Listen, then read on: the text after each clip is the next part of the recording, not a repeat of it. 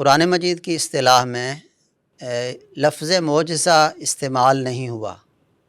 جی قرآن مجید کے اندر اس کی جگہ پر جو لفظ قرآن نے استعمال کیا ہے وہ ہے آیتن، جی بینتن جی اور برہان۔ بے شک یہ الفاظ ہیں جو قرآن مجید میں جگہ جگہ پر اور بار بار آئے ہیں، بہت ہی مرتبہ آئے ہیں، جی اور شاید ان الفاظ کی جو دلالتیں ہیں، معانی ہیں، وہ بھی مختلف موقعوں پر مختلف ہو سکتے ہوتی ہیں۔ ہیں۔ جی جیسے آیت کا لفظ تو بہت ہی زیادہ استعمال ہوا ہے۔ جی تو قرآن مجید کی اصطلاح جو ہے نا، وہ ایک تو وہ بہت زیادہ عام ہے، جامع ہے، شامل ہے۔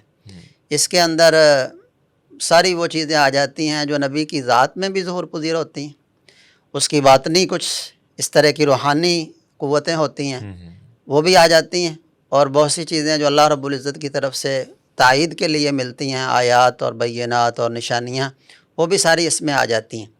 اور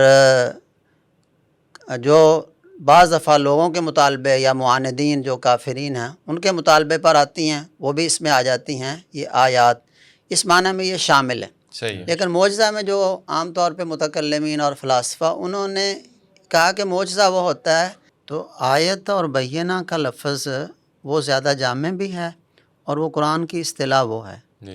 اور محدثین کو اگر دیکھیں تو انہوں نے اس کی جگہ پہ علامات یا دلائل کا لفظ استعمال کیا، جیسے آپ جانتے ہیں کہ بہت سی کتابیں ہیں اسی نام سے۔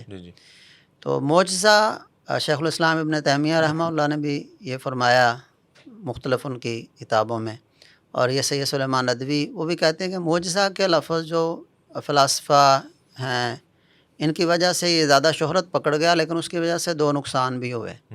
ایک تو یہ کہ لوگوں نے یہ سمجھ لیا کہ شاید یہ معجزہ جس کے ہاتھ پر ظاہر ہوتا ہے اس کے کوئی اختیار والی چیز ہے، لوگوں کو عاجز کر دیتی ہے اور اس کے اختیار والی چیز ہے۔